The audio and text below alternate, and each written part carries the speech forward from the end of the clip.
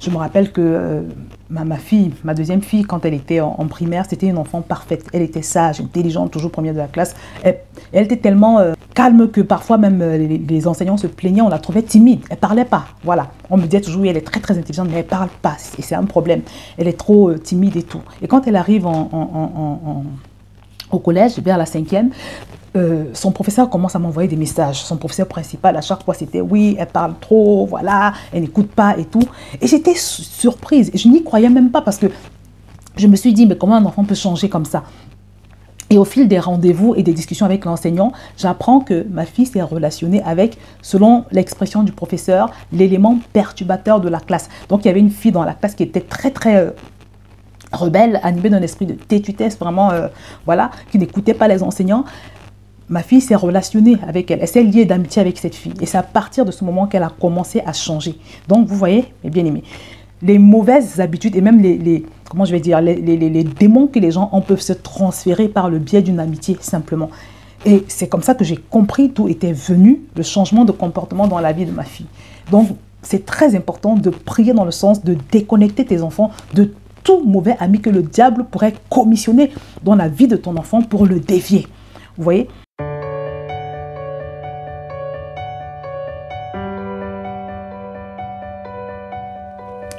Bonjour à tous, bien-aimés, bienvenue sur Vie TV. Aujourd'hui, on va parler de 10 prières à faire et 5 actions à poser pour préparer spirituellement l'année scolaire de tes enfants. Mais avant toute chose, je t'informe, si tu n'es pas au courant, que vendredi prochain, c'est le jour de la grande rentrée de l'école des passionnés de Dieu. La formation 5 semaines pour sortir de la frustration. Si tu ne l'as jamais faite, je te recommande vivement de t'inscrire en cliquant sur le lien que je vais te mettre en bas de cette vidéo.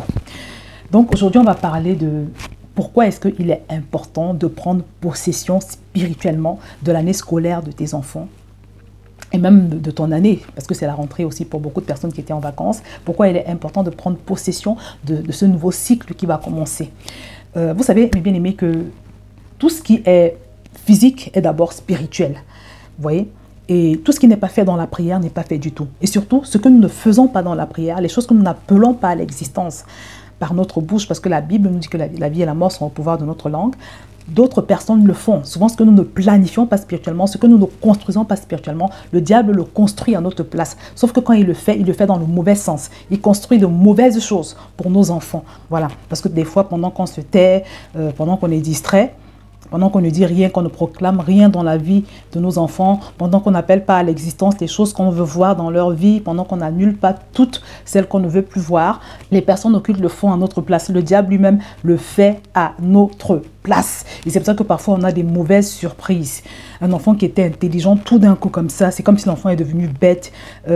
Tu observes une chute incroyable au niveau de ses notes, de ses résultats scolaires, ou un changement terrible de comportement. Un enfant qui était sage, tout d'un coup il devient rebelle, tu ne comprends pas ce qui s'est passé. C'est souvent le résultat d'une influence démoniaque. Et sache que quand on parle d'influence démoniaque, le diable passe beaucoup par les personnes qui nous entourent pour nous toucher, pour nous affecter. De la même manière que quand Dieu veut te toucher, il utilise les personnes autour de toi. De cette même manière, quand le diable veut te toucher, quand il veut t'attaquer, quand il veut attaquer tes enfants, très souvent, il va passer par les personnes proches de tes enfants, par leurs camarades, par leurs amis et ainsi de suite. D'où l'importance de cette vidéo d'aujourd'hui. Même si tu es jeune, tu n'as pas encore d'enfant, je te recommande de regarder cette vidéo parce que tu es appelé à être un futur parent.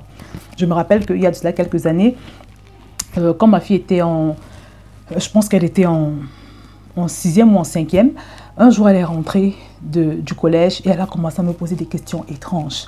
Elle me demande, mais maman, vous nous dites que Jésus-Christ est Seigneur, qu'est-ce qui prouve que Jésus est Seigneur? Elle a commencé à me poser des questions vraiment bizarres. Et j'étais étonnée, j'étais choquée parce que c'est une enfant qui est née on va dire dans la maison de Dieu, on l'a éduquée dans la foi et tout.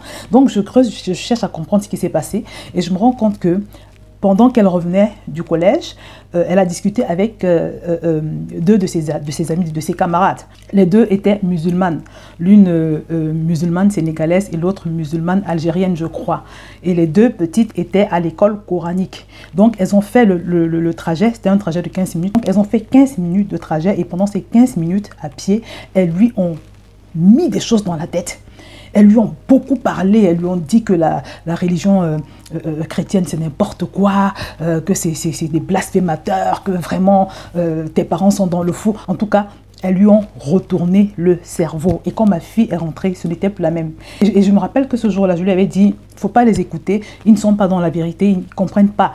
Et elle me dit, mais qu'est-ce qui me prouve que ce n'est pas toi qui n'es pas dans la vérité? Ou alors, qu'est-ce qui me prouve que ce n'est pas toi qui es dans l'erreur? Et j'avais eu beaucoup de peine pour la faire revenir à la raison. Mais bien aimé, ceci n'est qu'un exemple pour vous montrer que le milieu scolaire est un milieu dangereux, qui peut s'avérer dangereux.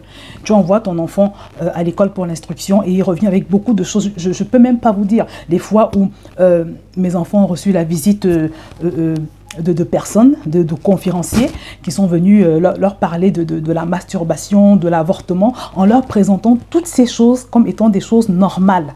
Vous voyez? Un autre exemple, tu envoies ton enfant à l'école et dans la cour de récréation, il se fait aborder par des personnes homosexuelles. Moi, j'ai un collègue, un jour je lui ai demandé, mais comment tu t'es retrouvé là-dedans? Il m'explique, il m'a répondu que, en fait, c'est quand il était en 4e, au collège, que quelqu'un l'a abordé dans les toilettes. Voilà, et c'est comme ça qu'il est devenu homosexuel.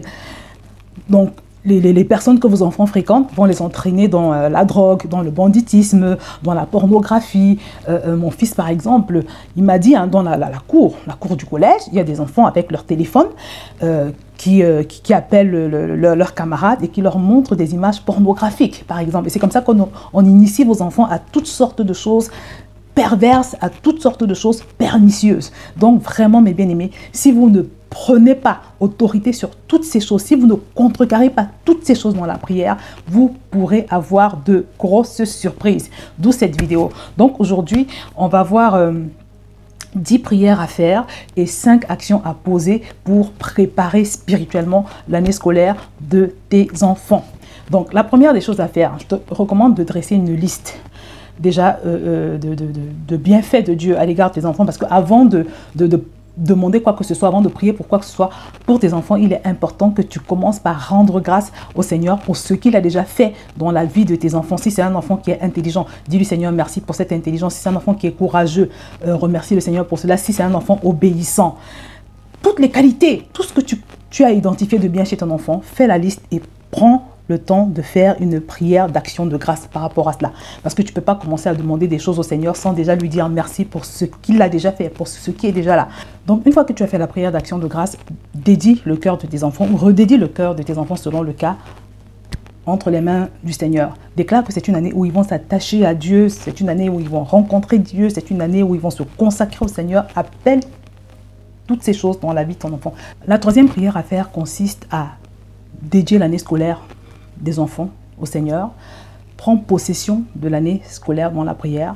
Soumets cette année à la puissance et au contrôle du Saint-Esprit. Déclare que Jésus-Christ règne dans cette année scolaire. Parce que n'oublie pas que dans la prière, quand Jésus apprend à prier à ses disciples, il leur dit de toujours commencer la prière en disant que ton règne vienne. Il faut que le règne de Dieu soit établi dans tout ce que nous commençons. Il faut toujours qu'on appelle le règne de Dieu dans tout ce qu'on fait. Parce qu'il est important que le Seigneur soit celui qui règne dans tout ce que nous pouvons entreprendre, qu'il s'agisse d'un nouveau cycle scolaire ou bien d'autres choses. Donc, appeler le règne de Christ et prendre possession de cette année. Vous savez, il y a un passage dans la Bible qui nous dit, où le Seigneur nous promet que tout territoire que notre pied foulera, le Seigneur nous le donnera en possession.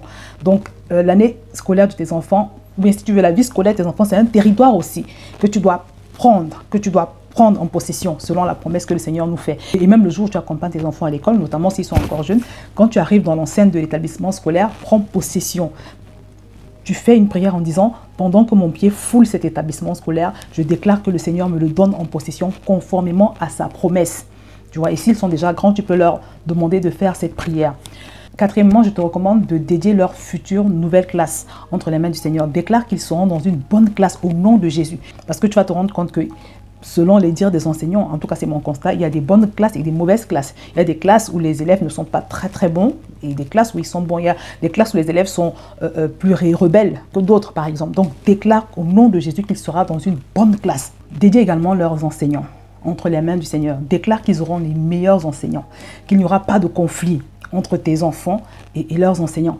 Appelle l'esprit de faveur. Vous allez vous rendre compte que des fois, il y a comme une défaveur dans le cœur de l'enseignant vis-à-vis de l'enfant. Il y a des profs, tu as l'impression qu'ils n'aiment pas l'enfant, tu ne sais pas pourquoi. parce qu'il s'acharne un peu, vous voyez ce genre de choses.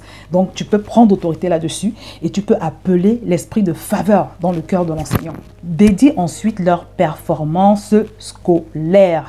Mon frère, ma soeur, déclare qu'ils seront la tête et pas la queue. Demande au Seigneur d'ouvrir leur intelligence pour qu'ils soient réceptifs, pour qu'ils comprennent tout ce qui va être donné comme leçon, comme enseignement. Septièmement, je te recommande vivement de dédier la relation que tes enfants auront avec leurs camarades de classe également entre les mains du Seigneur.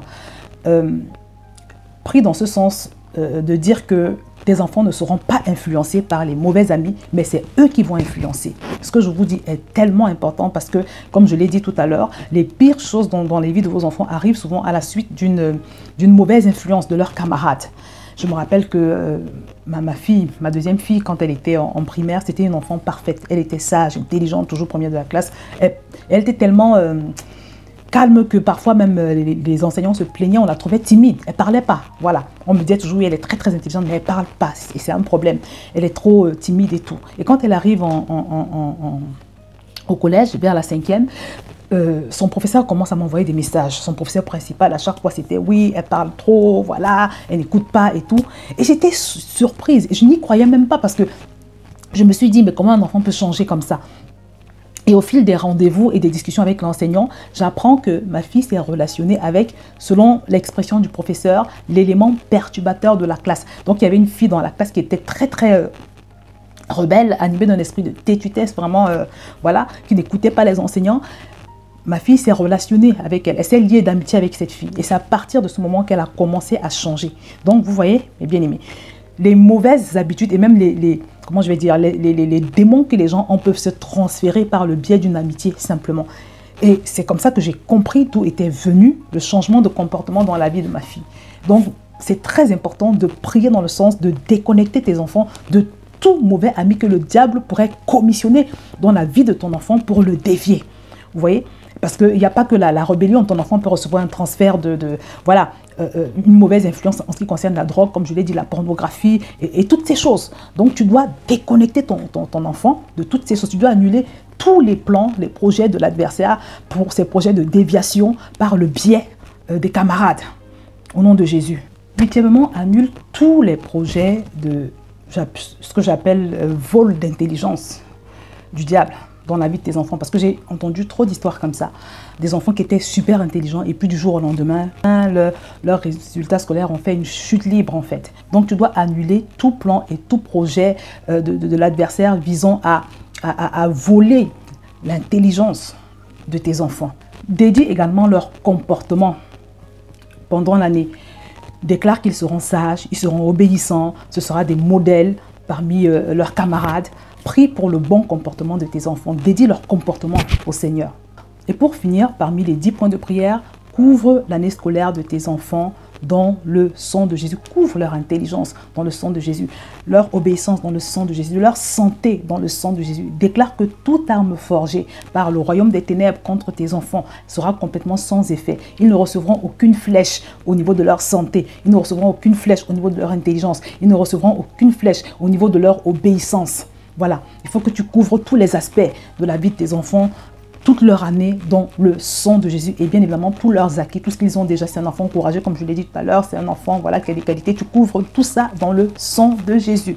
Maintenant, on va parler des actions à poser parce qu'il ne suffit pas de prier, il y a quelques actions à poser également. Et la première action à poser est celle qui consiste à beaucoup discuter avec tes enfants. Avertis-les de tous les dangers qu'ils courent avec leurs camarades. Ne leur présente pas les camarades comme étant des ennemis, mais dis-leur que le diable peut passer. Il faut leur expliquer que le diable peut passer par leurs camarades pour leur transférer toutes ces mauvaises choses dont j'ai parlé. Les mauvais systèmes de pensée, la rébellion, la drogue.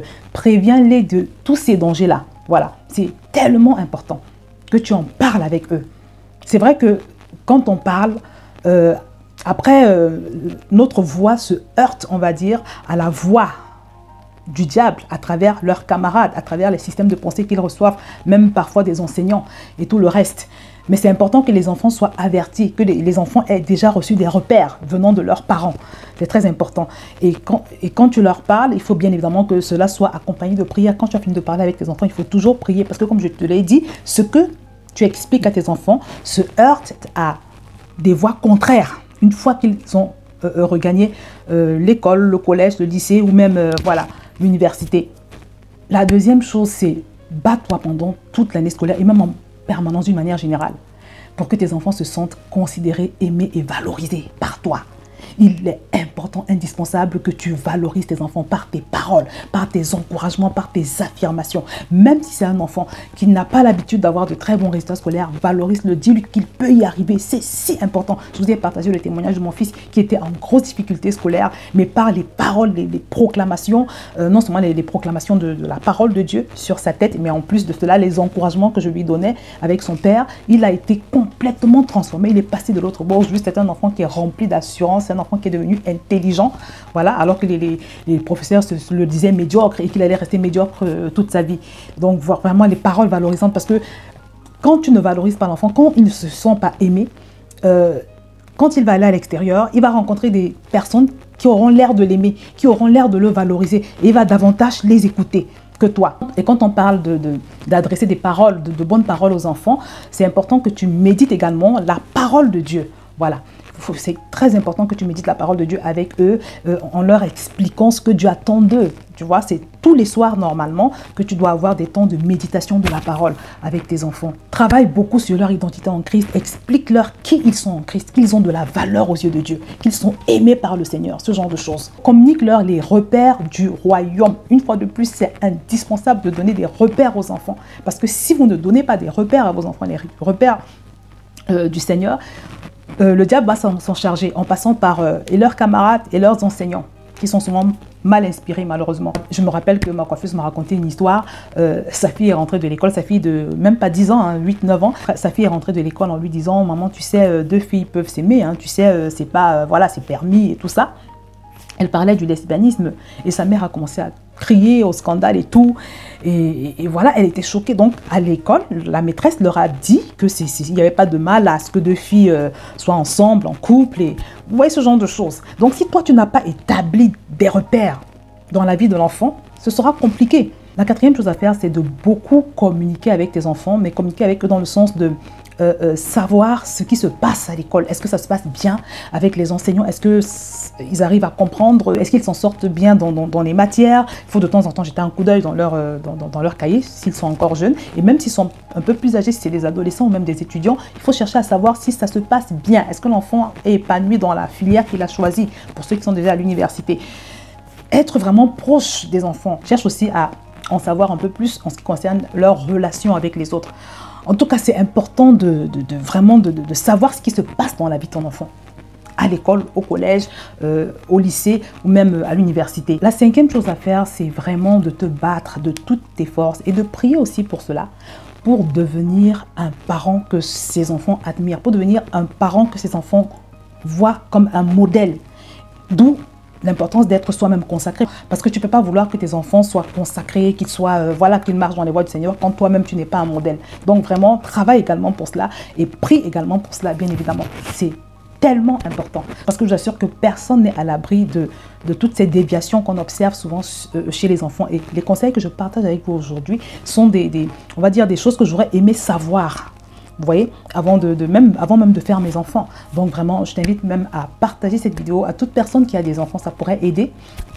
Et voilà, n'oublie pas de t'inscrire à la formation des passionnés de Dieu si tu ne l'as pas fait, parce que ça va te permettre en tant que parent de recevoir également les révélations en ce qui concerne les choses spirituelles. Parce que pour communiquer efficacement les choses spirituelles à tes enfants, il faut que toi-même tu sois un homme spirituel ou une femme spirituelle. Donc voilà, mes bien-aimés, c'est ce que je voulais partager avec vous. J'espère que vous avez été édifiés.